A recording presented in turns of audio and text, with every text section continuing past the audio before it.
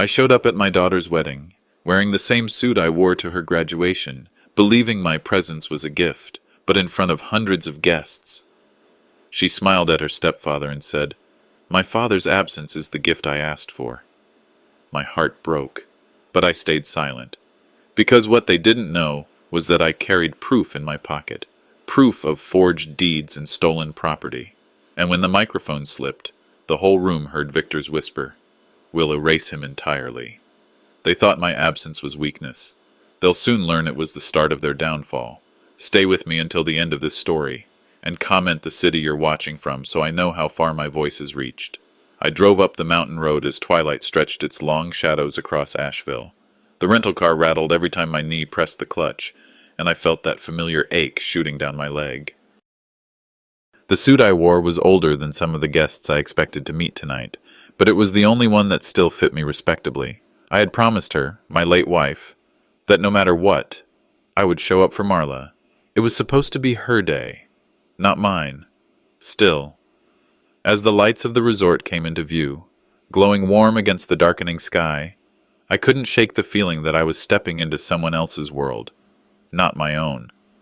The lobby smelled of fresh lilies and polished wood, but the first words that greeted me weren't welcome or congratulations. The young woman behind the desk glanced at me, then past me, then back again. "Vendor check-in?" she asked, holding out a badge that read "Service Staff." I swallowed, sliding the card back gently.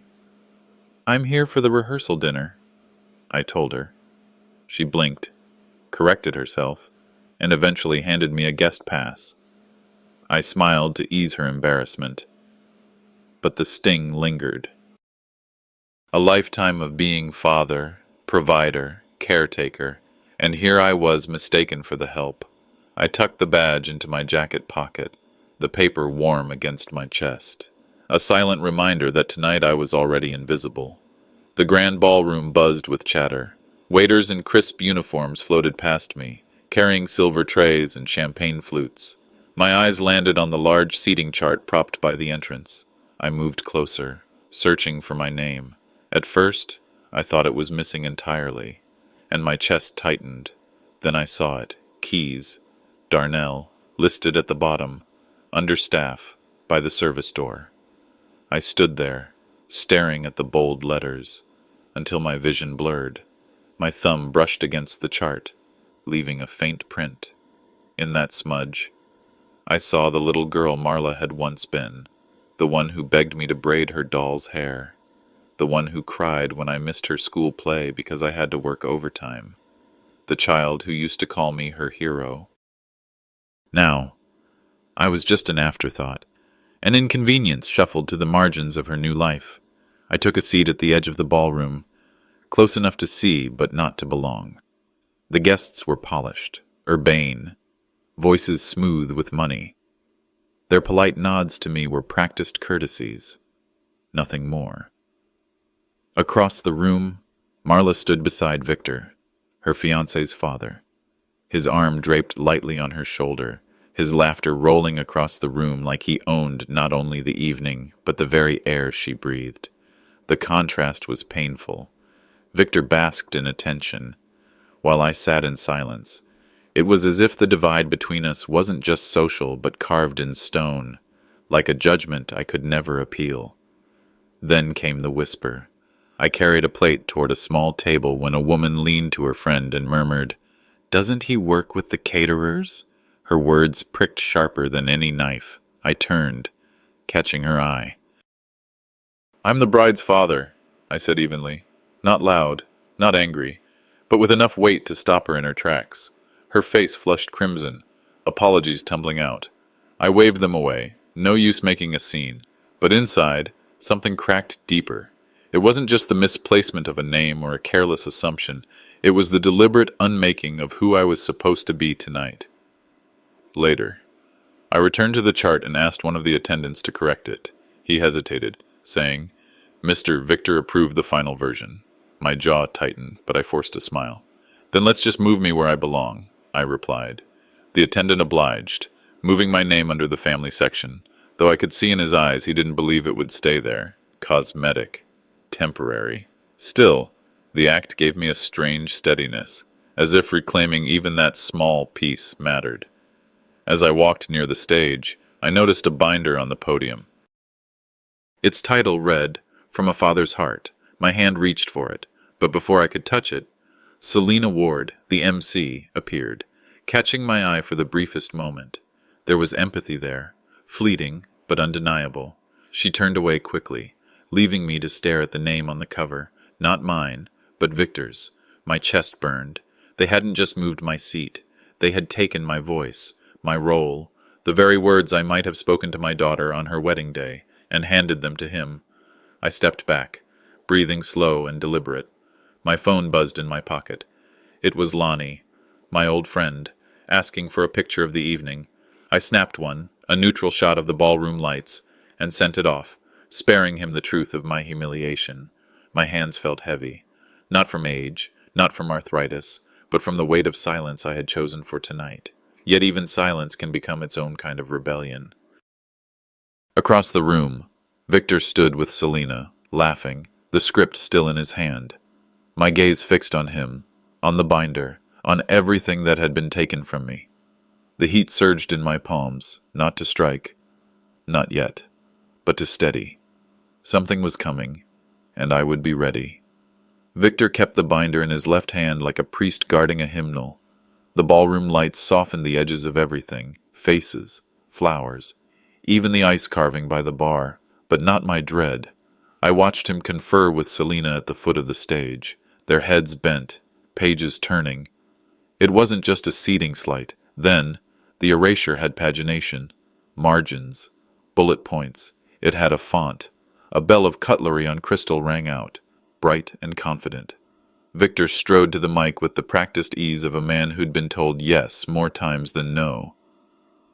"Good evening, everyone," he began, voice warm, arms sweeping wide to bless the room. "On behalf of the families, I'd like to say a few words, from a father's heart." He let the phrase rest there, as if it had chosen him. People turned toward the stage, champagne lifted like a field of pale gold.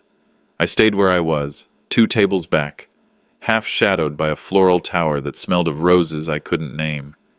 He opened the binder and read. The rhythm was polished, the anecdotes sanded smooth. He spoke of guiding a spirited little girl through science projects, the way her eyes lit up when the world opened, how, no matter the storms, we showed up. The pronouns did heavy lifting. He said we like a gate with my key removed. Marla's face shone near the front. She kept one hand at her collarbone, thumb grazing a necklace I didn't recognize. When Victor thanked the man who taught me what fatherhood means, my own father, the crowd chuckled appreciatively. When he called Marla the daughter I never knew I needed, they sighed. When he ended on, "To love is to be present," they stood and clapped.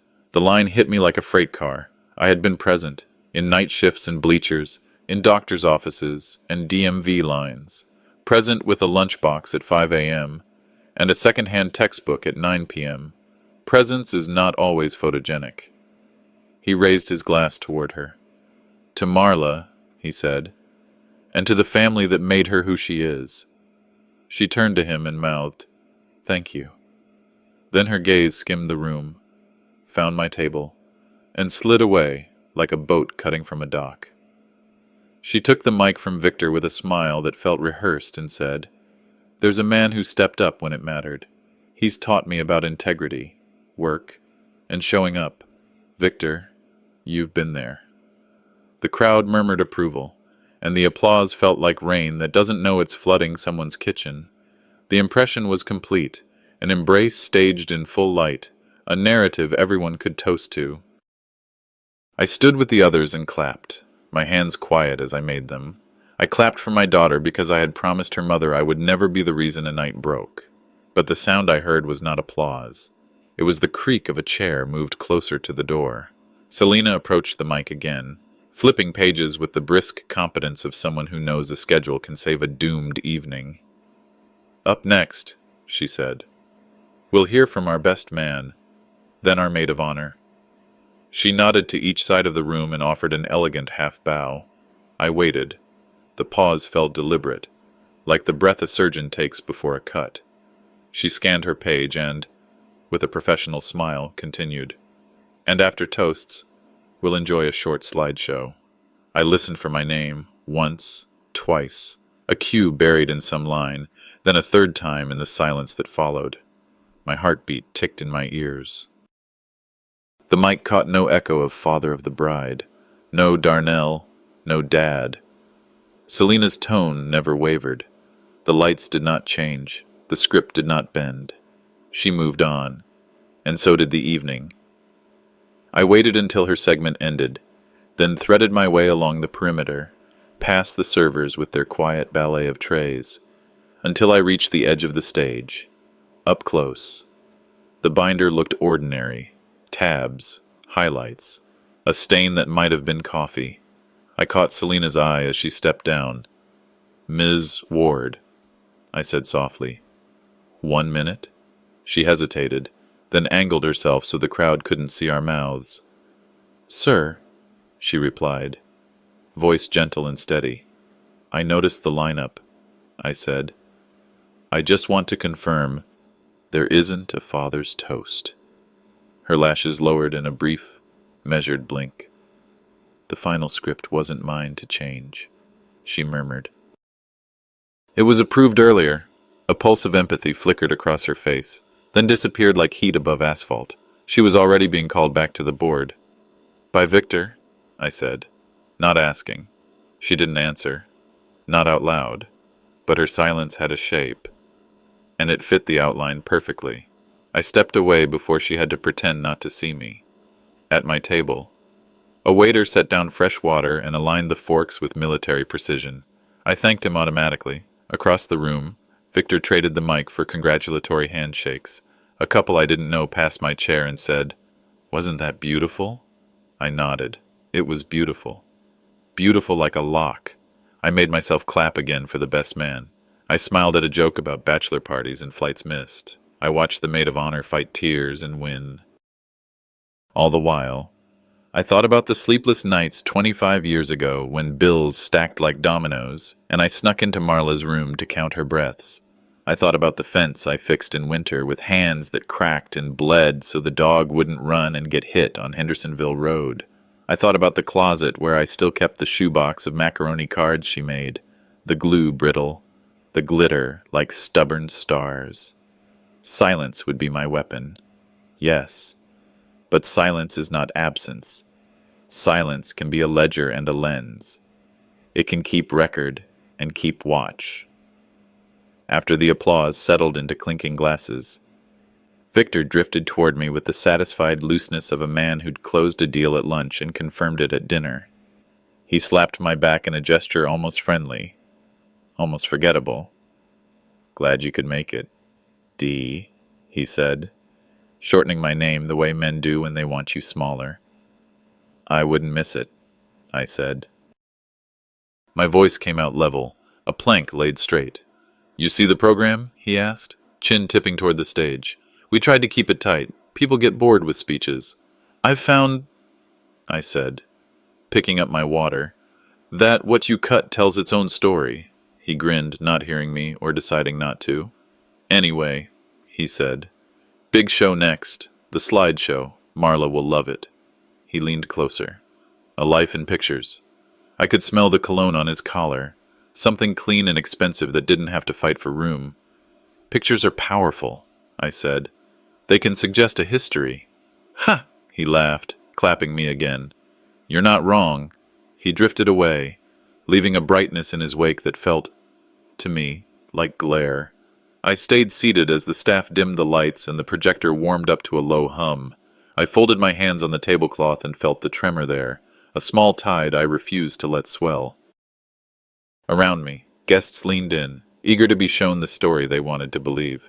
I knew the cuts they'd made, the summers cropped out, the Christmas when I wrapped my anger and put it on a high shelf because that was the year she learned to drive and we took the long way home. My phone buzzed. It was Lonnie. "How's the night?" I typed back, "Quiet." Then I tucked the phone away. Quiet could be truthful and strategic at the same time. On the stage, a rectangle of light widened against the screen. People settled. Somewhere near the front, Marla took Victor's hand, and the gesture drew a clean line across my view. The first image flashed up, a sunlit toddler on a park swing, hair flying, open-mouthed laugh, cropped at the edge where a shadow used to be. I recognized that shadow. I'd stood there a long time ago, off frame so she could have the light. My hand found the table's edge, fingertips pressing into the linen. The fabric gave, the wood did not. The room held its breath, 100 lungs waiting to be told a single story. Victor's voice carried easily from the first row, warm and proprietary. "Now this," he said, "this is where it all began." I kept my face neutral and my eyes open. The real beginning was different, and I had not forgotten it. I let the tremor ebb, inch by inch, until my hand steadied. Then I straightened in my chair and lifted my chin just enough to see the frame square. If they were going to play history, I would watch closely. I would note the omissions, the translations, the brightened corners. The show began, and I was done looking away. The applause from Victor's toast was still echoing faintly when the ballroom lights dimmed. A hush swept across the room, broken only by the low hum of the projector as the first image flickered onto the wide screen. My chest tightened. For a heartbeat, I allowed myself to imagine pride rising in me, a flood of memories of raising Marla, but a darker suspicion pressed harder. I knew what they had done with the seating chart, with the script. What would they do with my daughter's history? The first slide showed Marla as a toddler, frosting on her cheeks at a birthday party. Guests cooed and laughed warmly, raising their glasses. My lips curved, but the joy was hollow. I remembered that day vividly, how I had carried her cake from the car, balancing it so the candles wouldn't topple. In the photo, the table was visible. The balloons too, but not me. It had been cropped so tightly that I no longer existed in her moment. Another slide. The county fair. I remembered with such clarity the weight of her little body on my shoulders, her hands gripping my thinning hair as she squealed at the Ferris wheel. On the screen, the image was neat, clean, Marla alone in front of the Ferris wheel, her smile wide, my body, once there, erased by careful trimming. The crowd chuckled, admiring her grin, while I sat in silence. The reel continued, middle school plays, high school track meets. I remembered cheering until my throat was raw, my camera shaking as I tried to capture her in stride. The photos shown tonight, however, had a different story. Each frame seemed deliberately composed to exclude me. A banquet photo once filled with us standing side by side was now cropped to show only her medal, her smile. The sharpest cut came when a photo of the lake house appeared. My late wife had taken that picture, Marla and me on the dock, her hand clasped around mine, the lake stretching behind us. On screen tonight, the border had shifted, and I was gone. Only Marla remained, standing at the edge, framed like she was alone that summer. The crowd sighed in admiration of the beautiful shot. I swallowed hard, forcing a smile, but I could feel something cracking deep inside. Flashbacks crashed over me. The night I sat hunched at the sewing machine, repairing the hem of her prom dress because she had torn it an hour before the dance. The storm when I held an umbrella over her while she begged me not to let the wind ruin her hair. The long afternoons in an empty parking lot, patient as she ground the gears of an old Chevy, trying to parallel park. None of these moments appeared on the screen. None of them even whispered at my existence. It was no oversight. It was curated erasure. I shifted in my chair and noticed a small stack of papers discarded near the stage. I leaned over, tugged one free, and froze. It was an earlier draft of the program, typed clean, orderly. My role was listed, father of the bride toast. Next to it, a second sheet, stamped, final. My name was gone. In its place, Victor's reflections. My throat tightened. Proof, in black ink, of what I already felt deep in my bones. As I held the pages, Selena Ward, The MC glanced from the stage. Our eyes locked. Her face flickered with guilt, but she looked away quickly. She would not challenge Victor. She would not step into my shadow. I thought about leaving then, slipping into the night with my dignity. But the promise to my late wife held me there. I could almost hear her voice. Stand for her. Even when unseen, walking out would betray that vow. I sat straighter, folded the final program in half, and slid it into my jacket pocket. Evidence. When the slideshow ended, the final frame froze. It was Marla, radiant in a white sundress, standing next to Victor. Across the bottom in gold script, the man who stood by her side. The applause roared again, glasses clinking, chairs scraping. I kept my palms together, clapping lightly with the crowd. On the surface, I was another guest admiring a sentimental tribute. Beneath the table, my fingers pressed tightly against the folded program, edges sharp against my skin, proof that I was being written out line by line. I leaned closer to the screen, whispered to myself so softly no one else could hear. Not the only one.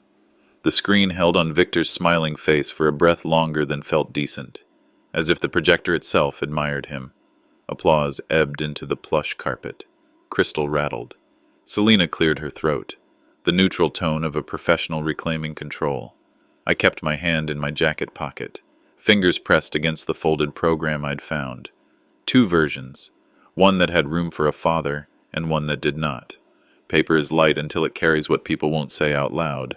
Then it weighs like iron.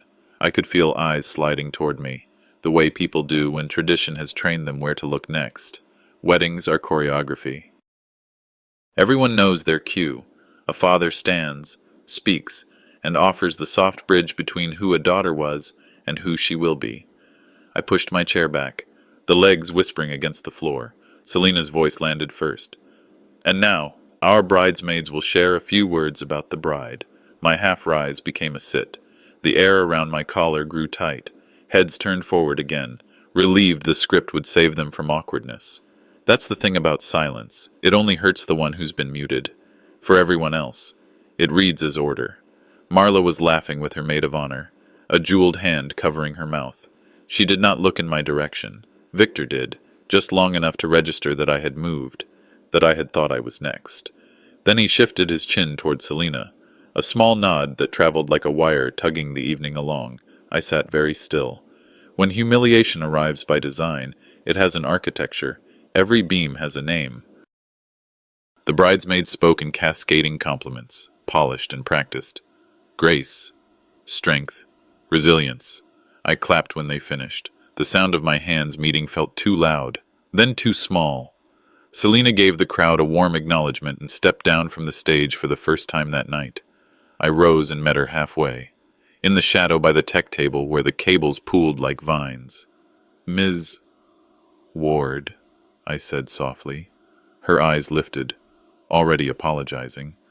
Mr. Keyes, you have 2 programs, I murmured, careful to keep my voice low, careful not to hand Victor the scene he wanted. I loosened the folded pages, just enough for her to see the difference. Father of the bride toast in the original, a neat red slash across my name in the final. You know this isn't a misprint. Selena's smile never fully formed. The final script wasn't mine to change, she said, breath thin. Victor approved every segment. Approved. I tasted the word, dull metal on the tongue.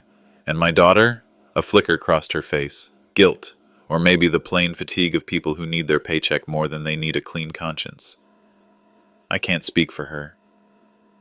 You just did, I said, not unkindly. Thank you. She swallowed, eyes shining like someone who had practiced not crying at work. I'm sorry.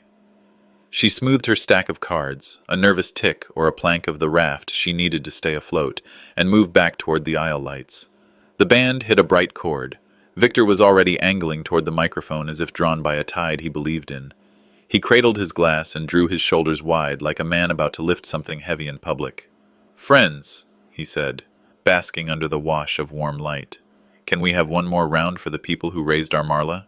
He let the words hang, then shaped them. Because families are not just blood.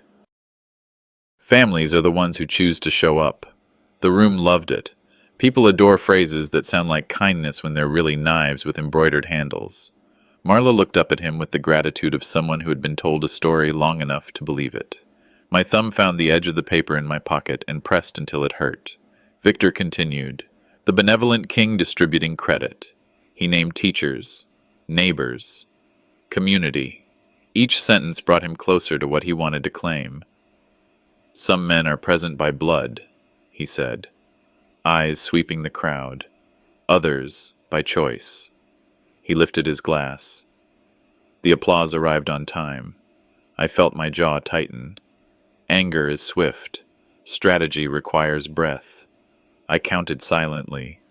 1, 2, 3, until the heat moved from my face down into my chest, where it could warm the place I'd reserved for patience. I would not lunge at a microphone I had been denied. I would not feed the lie with a spectacle. I would watch.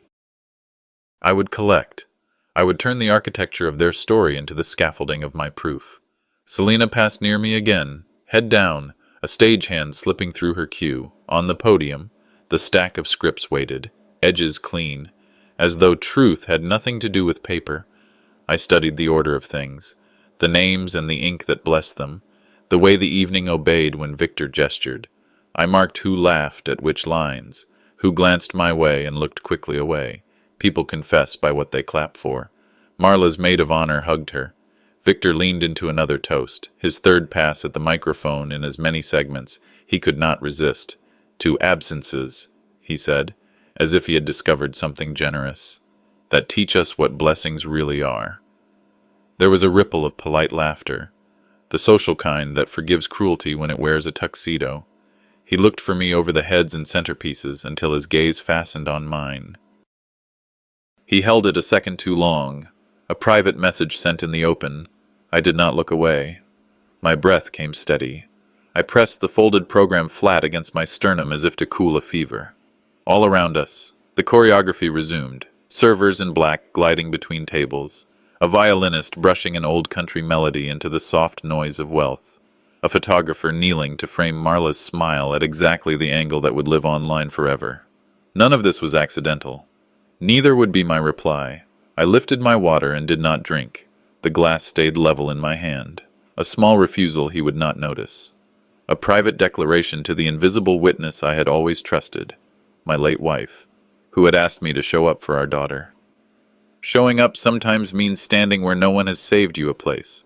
Sometimes it means choosing which silence is yours and which belongs to the people who are afraid of the truth. Victor's grin widened as if he had landed a clean punch. Around us, conversation resumed. The safe talk of seating and travel, and wasn't the slideshow beautiful? I thought of the lake photo with my hand cut out of it. How the water had looked like polished slate that day. You can't crop a lake in real life. It will find its shoreline again. It will keep touching what it wants to touch. I set the glass down and let my eyes travel to the podium. The papers there were too tidy. Tidy papers tell on themselves. Selena returned to the mic, fingers fumbling a little, and a single page slipped sideways, skidding over the edge before catching on the binder clip. It hung there like a tongue that had finally decided to speak. Victor didn't see it. He was turned toward the crowd, indulging their praise. Marla didn't see it. She was absorbing other people's warmth to keep from feeling the draft. I saw it. A slash of red ink slanted across the exposed margin of the page, bright as a wound that hadn't been bandaged fast enough. The room laughed at something Victor said. I heard only the soft rasp of paper as the loose sheet began to slide. I stepped toward the aisle, slow enough to be nobody, sure enough to be myself. The page slipped free and turned in the air like a white fish in a dark current, then landed you could miss it quiet on the carpet. Face up. My name crossing the bottom line, a red bar through it like a road-closed sign. I did not bend to pick it up. Not yet. Some proofs need witnesses. I looked at Selena. She looked at me.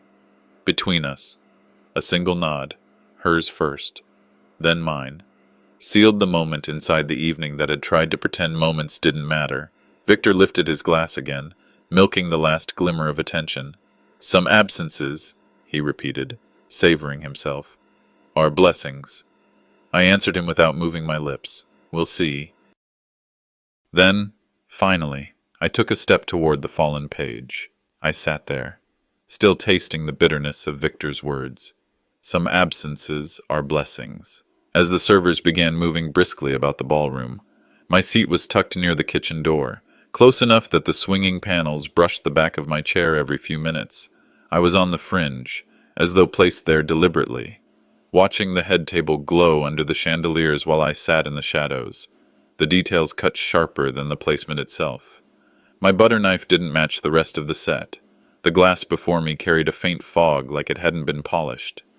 My wine was poured last, halfway, while others already raised theirs for toasts. Even my napkin was folded unevenly, as if to remind me, quietly, persistently, that I didn't belong. These were small things, easy to dismiss as oversight, but I knew better. They were part of the same pattern. Halfway through the soup course, a man across from me leaned in, friendly in tone but careless in word. "So," he said, "what's your connection to the bride?" I met his eyes, steady, and answered, "I'm her father." The silence that followed spread like a stain. Utensils paused. Eyes darted away. Then Victor's voice broke the quiet, smooth as butter. He stood behind me, smiling. "He's more like a quiet supporter," he said, his laugh light, practiced. A ripple of laughter traveled the table, some polite, some genuine, all at my expense. I let it wash over me, my face impassive. Inside, it was another log added to the fire I was stacking carefully, one by one. Later, as plates shifted to the main course, I leaned toward Marla. My voice was low, meant for her alone. "Do you really want me invisible here?" She didn't look up. Her fork trembled slightly, but her words were steady, clipped. "It's easier this way, Dad. Easier." For her, before I could respond, Victor placed his hand on her shoulder, as though shielding her from me. "Let's keep it joyous," he said, projecting warmth toward the nearest guests. The table fell quiet, the kind of silence that speaks louder than words. Forks stilled. A cousin stared into his drink. The air grew heavier than the roast beef cooling on the plates. Across the room, I caught Selina's eyes. Her expression said more than she dared voice. At another table, an older guest shook his head faintly before looking away. A younger cousin raised his phone, then lowered it, unwilling to capture the tension. I read the room. There was sympathy, yes, but not enough courage to stand beside me. I slid my hand into my jacket pocket and felt the folded program pressing against my chest. That paper was more than stationery. It was proof. It was ballast. Weighty enough to steady me through this storm. Silence wasn't surrender. Tonight, it was strategy. I needed the right moment. Victor rose again, glass in hand, his smile as wide as the room itself. "Here's to chosen family," he declared, his tone mocking in its cheer. "The real anchors in our lives." Polite laughter scattered across the tables. Glasses clinked. I lifted mine, but did not drink. My fingers tightened around the stem, and under my breath I whispered, "Anchors don't float, Victor. They sink." The weight in my pocket pressed harder, reminding me that the reckoning was not far off. The laughter at Victor's toast still echoed in my ears. Chosen family, as though I were a stranger, not the man who raised Marla. My throat felt raw, my palms damp. I couldn't sit another minute at that table, without a word. I pushed my chair back, letting the scrape of wood against the ballroom floor cover my silence. A few heads turned, but no one asked where I was going. I suppose they'd already decided I didn't matter here. The lobby was dim and quiet, a merciful contrast to the noise inside. I reached into my coat pocket, fingers brushing over the folded rehearsal program I had carried like evidence. But when I pulled it out, I felt more paper than I remembered. At first, I thought it was extra menus or handouts. Then I smoothed them flat and saw the letterhead. County Property Office. My heart gave one hard thump. There it was, a transfer form, the kind you only see when land and homes change hands, and my name was scrawled at the bottom, only it wasn't my handwriting. I stared at that crooked, unnatural version of my signature, bile rising in my throat. The deed wasn't just any property, it was my house, the home my late wife and I built together, room by room, memory by memory. The kitchen still smelled of her cooking in my dreams. The oak tree in the yard had her initials carved into the bark, and now, in black ink, that house had been reassigned to Marla and Victor. I hadn't signed a single paper since the day I buried her. I knew it as surely as I knew my own reflection. The room spun, the air thick with betrayal. This wasn't just humiliation anymore. This was theft. "Mr. Keyes!" The voice startled me.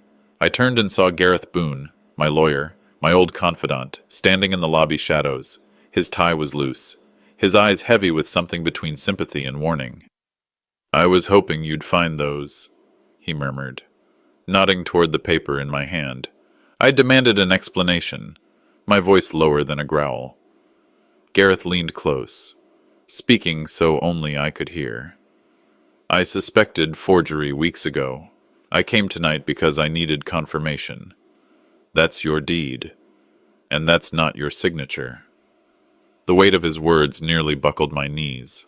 "Confront them now, and they'll twist it," he cautioned quickly.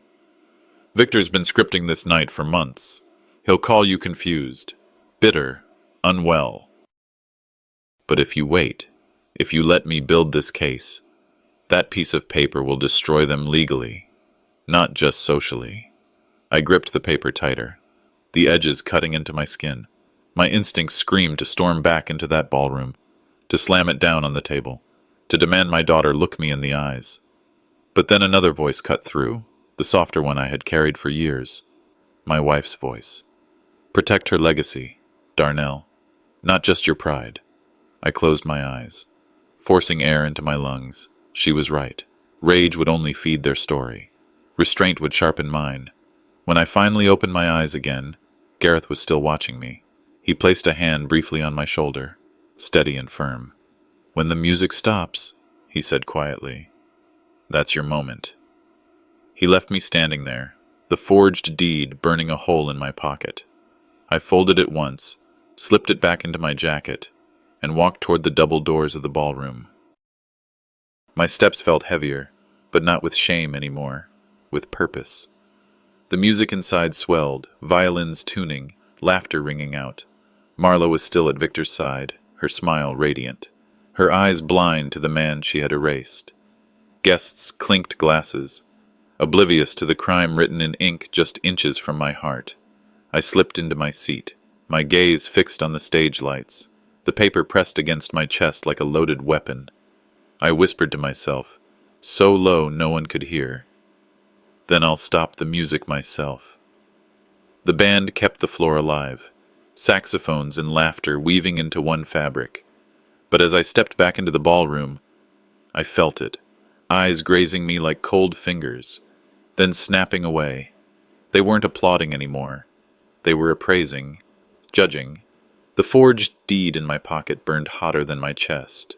I moved along the wall, past the buffet, my cane tapping a rhythm that didn't match the music. That's when the folder fell. A leather-bound case, dropped too neatly by one of Victor's chosen men, landing square in front of the desserts. People gasped softly, curious, as though fate had cracked open a secret. I bent slowly, my knees protesting, and lifted the papers inside.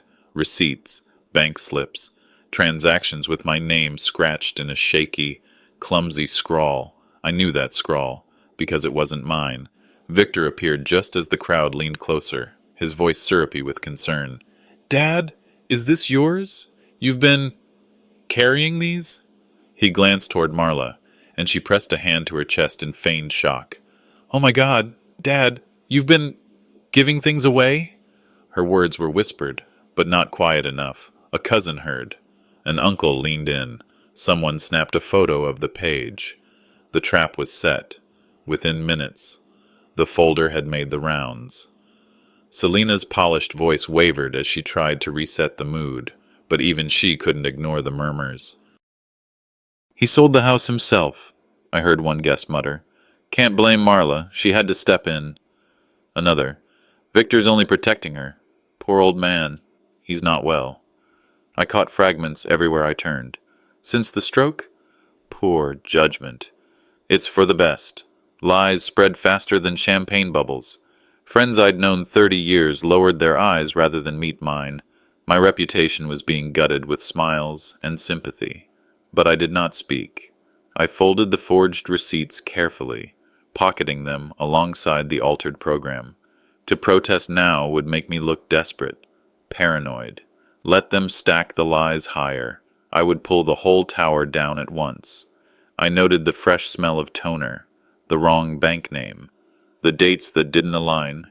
I mapped every hand that touched the folder, every witness who saw it. Let them tighten their own rope. Dinner came and went without me. Chairs angled away. Conversations bubbled elsewhere. I sat at the margin, a napkin folded precisely on my lap, fork tapping plate with the silence of a man who'd eaten in prisons of grief before. I thought of the hands I'd steadied once, Marla's handlebars on her first bike, the steering wheel in a rainstorm when she first learned to drive. The same hands now erased my chair from the table. My phone buzzed in my jacket. Gareth's message glowed like a lighthouse. Hold. They'll overplay their hand soon. And then, another anchor, small arms wrapped around my waist. Nora. She pressed her cheek to my ribs. "Grandpa, don't leave," she whispered. The only unfiltered voice in that ballroom. I bent down, kissed the crown of her hair, and whispered back, "I won't." She didn't know it, but she had just steadied the weight of my silence. Then Victor tapped the microphone. "To new beginnings," he said, smiling broad and fake as the silver on the tables. "To futures built on honesty." The room hushed. Glasses lifted. I raised mine too, but I did not drink. My hand, for the first time all night, was steady. "If honesty is the standard," I murmured under my breath, "then let's use it." I cited the band leader, the dimmer switch, the stack of programs I had folded into evidence. The web of lies had spread far and wide tonight, but even webs snap when pulled at the right strand. Their lies now had an audience. Soon, so would my truth. The ballroom lights dimmed just as Victor's toast ended, his voice echoing on the word honesty. I steadied my glass in my hand, my knuckles pale against the crystal stem. Around me, the air held a taut silence, the kind that isn't peace but restraint. The band stopped mid-chord. Waiting for the next cue, everyone's eyes drifted toward the stage, toward the people they believed owned the night. I told myself, "Breathe, Darnell. Don't let them see your hands shake." The applause from Victor's toast still lingered as Selena cleared her throat, fumbling slightly with the microphone. Cameras flashed, capturing smiles meant to be eternal, and in one of those frozen lights, I caught Marla's glance across the room, cold, purposeful, as if carved to remind me of my place. She turned back to Victor and leaned toward him, the corners of her lips curving in an approval I hadn't seen directed at me in years. The crowd waited for warmth, for more rehearsed affection. Instead, the air simmered. Then it happened. A staffer near the AV booth dropped a cable, fumbling with the audio controls. For a split second, feedback whined, and then a clipped voice spilled through the speakers, sharp as glass. "We'll erase him entirely." Victor's voice, clear, unmistakable. The room froze. Forks clinked against plates, then stilled. A woman gasped near the front. Selena lunged toward the booth, cutting the audio, but the words had already sunk in like hooks. Victor laughed nervously, tugging at his jacket.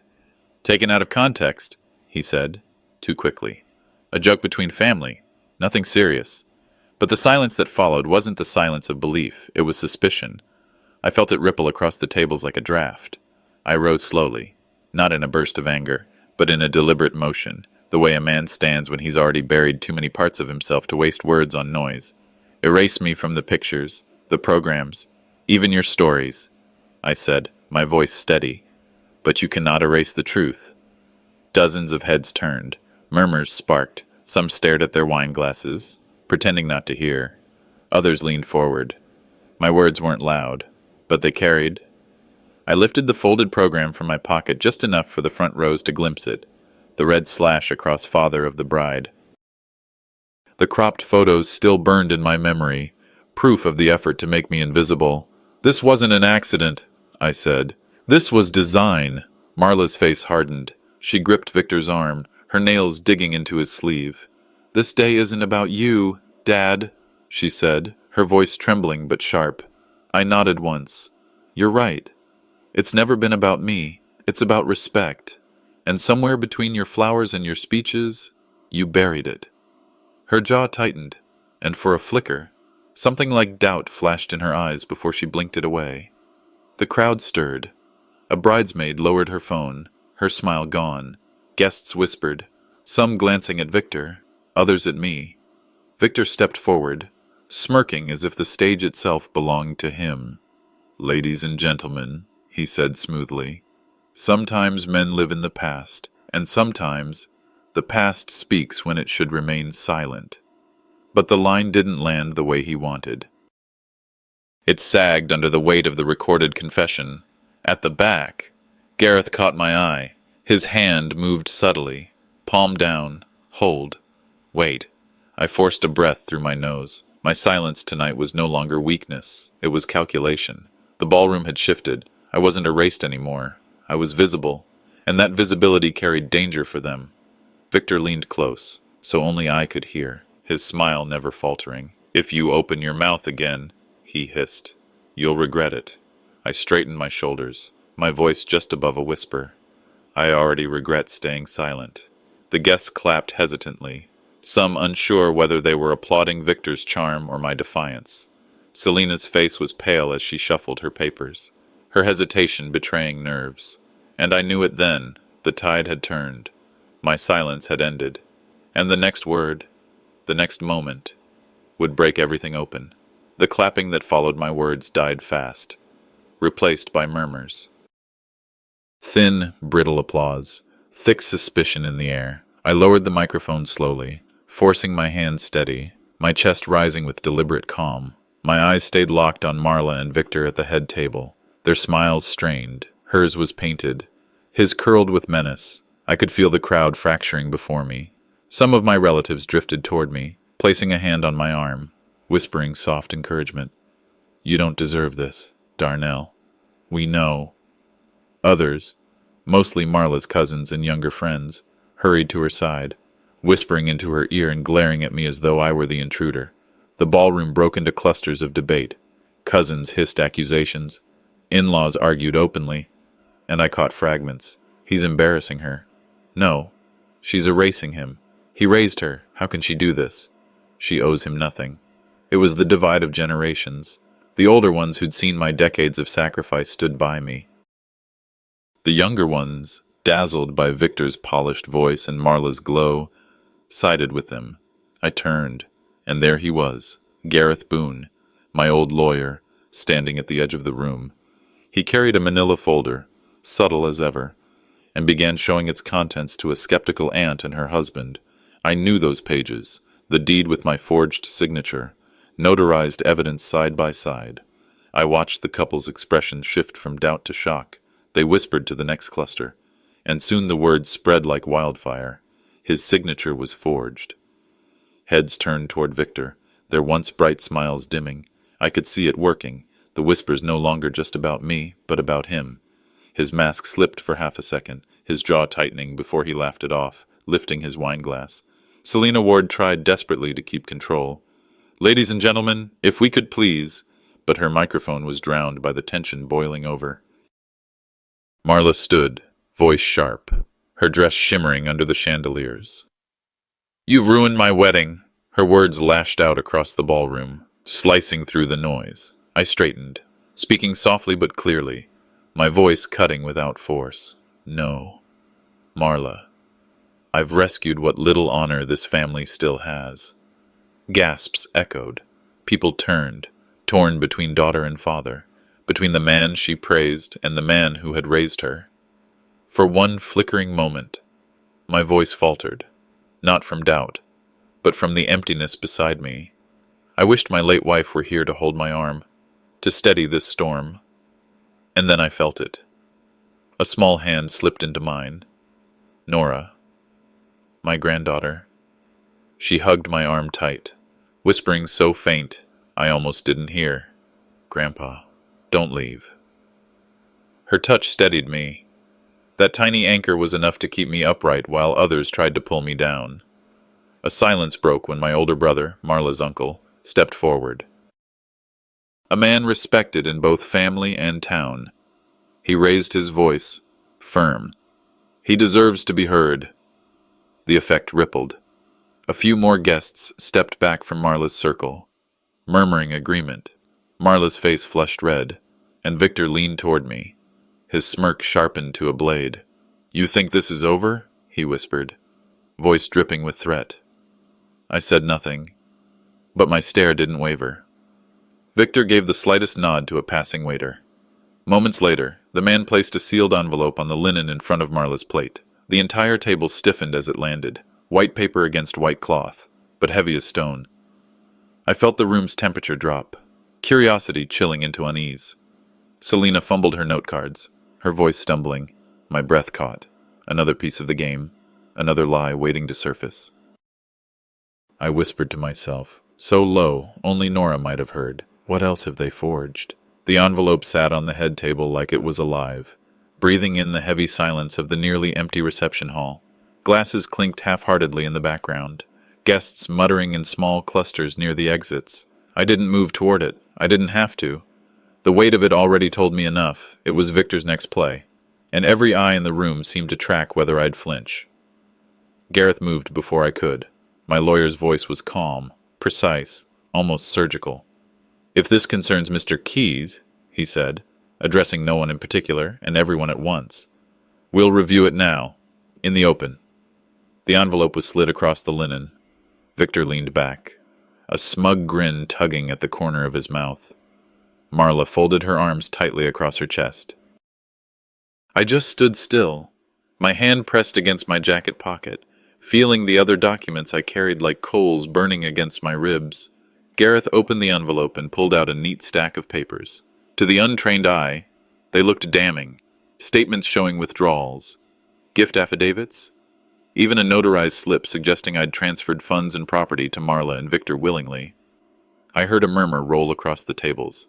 Did he really? The kind of whisper that could ruin a man before the truth ever caught up, but Gareth's voice cut through it like a scalpel. "Interesting," he said. "The dates don't match the bank's records. Routing numbers are misaligned, and this notary, she passed away in 2019. The whispers turned, from doubt to suspicion, from suspicion to something sharper. Victor's smile faltered. Then Gareth dropped the hammer. "And for those concerned, Mr. Keyes will not lose a cent tonight. A temporary injunction was filed yesterday afternoon. Charma, all disputed assets are frozen until forensic review. Any attempt to sell, transfer, or encumber those assets will be nullified." The silence that followed was different, not the hush of uncertainty, but the stunned pause of a crowd realizing they'd been lied to. Someone gasped. Another cursed under their breath. A pair of sponsors at the far side of the room rose, muttering about breach of contract, and walked briskly out. A photographer quietly packed his camera. A florist who had been laughing with Marla an hour ago pulled her bouquet cart toward the exit without a word. Social backlash spread faster than fire. Guests pulled back their chairs, widening the circle around Victor and Marla like they were contagious. No more eager photos, no more cheers. Even the band faltered mid-note before easing into silence. I stayed where I was. I didn't gloat, I didn't sneer. I just breathed. Marla came at me suddenly, her heels snapping against the marble floor like gunshots. Her face was red, her jaw tight. "You humiliated me," she hissed, standing so close I could smell the bitterness of wine on her breath. I looked her in the eye, steady as a stone. "Respect isn't something you buy with forged papers." Her lips parted as if to strike me with words, but nothing came. She spun on her heel, stumbling as she pulled free from Victor's hand. He tried to steady her, but she shoved him away and disappeared through the lounge doors. The room buzzed with speculation, and for the first time tonight, not all of it was aimed at me. I turned toward the window. The night beyond was black velvet, pierced by the soft glow of mountain stars. And in that glass, I saw both versions of Marla, the little girl riding on my shoulders at the county fair, cotton candy in her hands, and the woman tonight, hands clenched in rage, eyes that refused to see me. The contrast hit like a blade through my chest. A small hand slipped into mine. Nora, my granddaughter. She hummed quietly, a tune I once sang to her mother when she was small. That sound steadied me more than any injunction or legal paper ever could. And then, the sound that cut through everything, boots on marble. A sheriff's deputy stepped into the hall, papers folded neatly in his hand. The guests parted without being asked, their eyes wide, breaths held. His gaze swept the room until it landed squarely on Victor.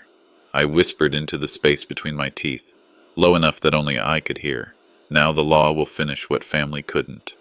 The deputy's boots echoed, each step a gavel striking against Victor's fate.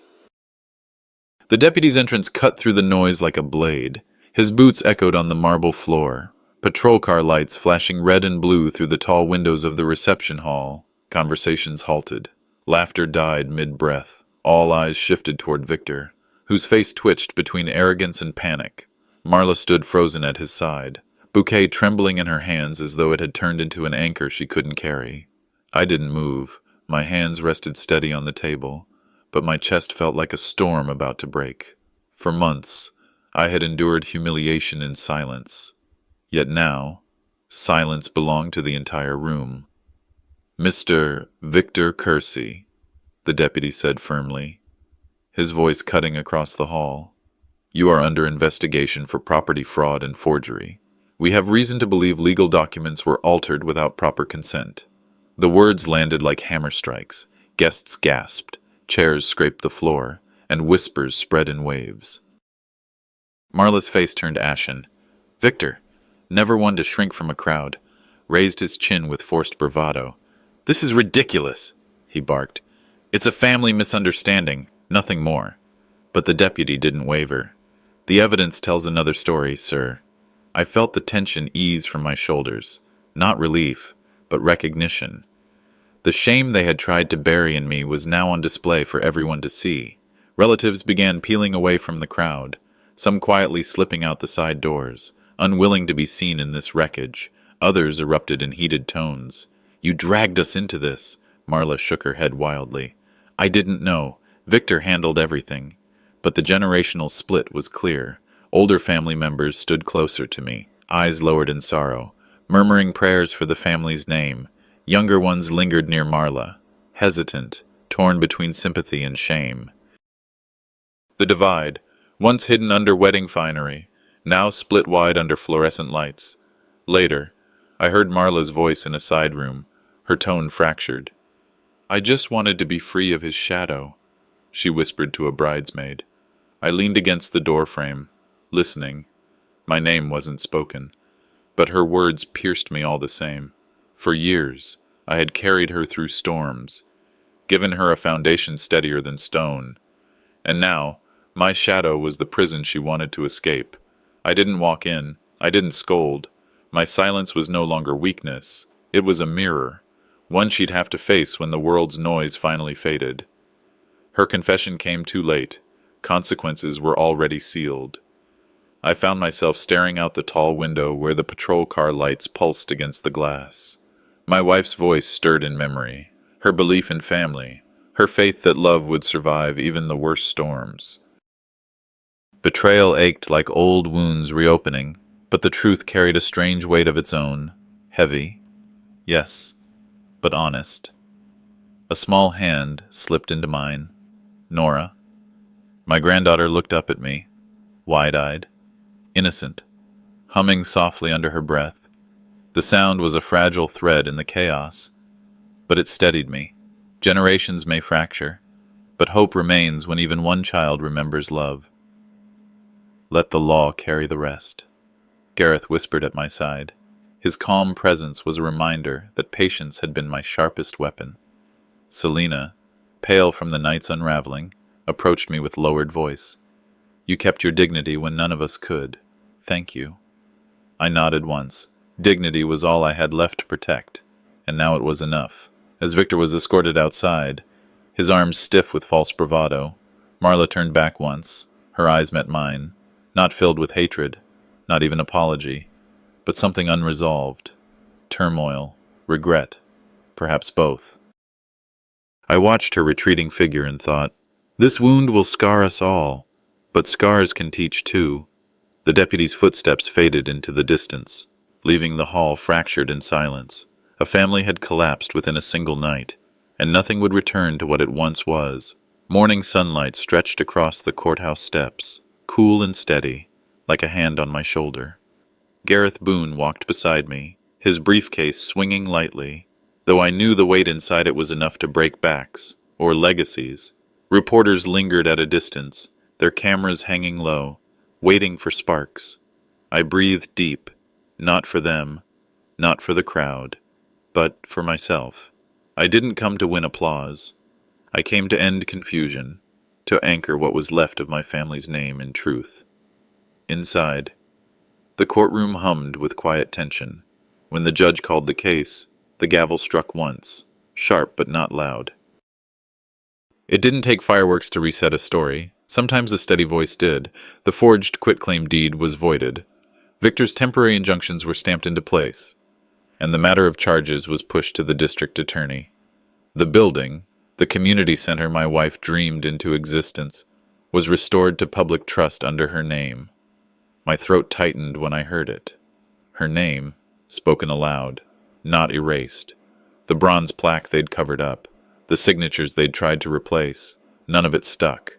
The law had pulled the curtain aside, showing the trick for what it was. For the first time all weekend, I let my shoulders fall. Relief came not as victory, but as clarity. In the corridor, she found me. Marla's face was pale, her mascara worn down at the edges. "Dad," she whispered, "is there a way back?" Her voice carried the sound of a child asking to come in out of the rain, though she wasn't a child anymore.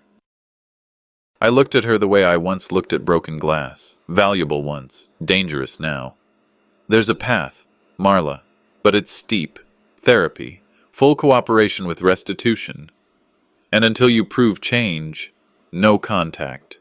No more stories where I'm erased. She flinched, as though the words struck harder than a gavel. So that's it?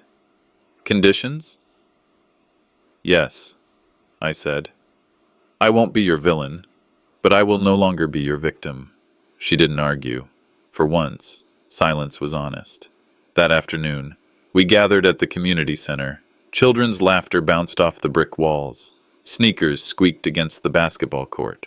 The bronze plaque with my wife's name was unveiled, polished by the sun itself. Selina Ward stood at the microphone, her voice steady but brief. We dedicate this place again, in honor of love that built more than walls. Lonnie Cray's voice crackled through my phone. You did right, old friend.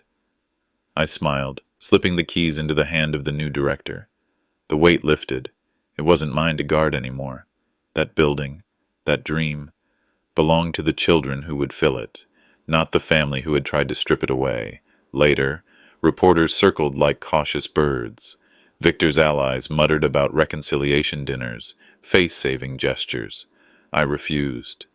Gareth stepped forward, reading the statement I had written in my kitchen the night before. My presence was weaponized. Today, my absence is intentional. This is not punishment. It is a boundary. No applause followed, no cheers, just the quiet ripple of words settling into ears, a truth carried without shouting. Boundaries at 74 don't look like locked doors or high fences. They look like folded papers in courthouse files, like steady voices refusing to bend.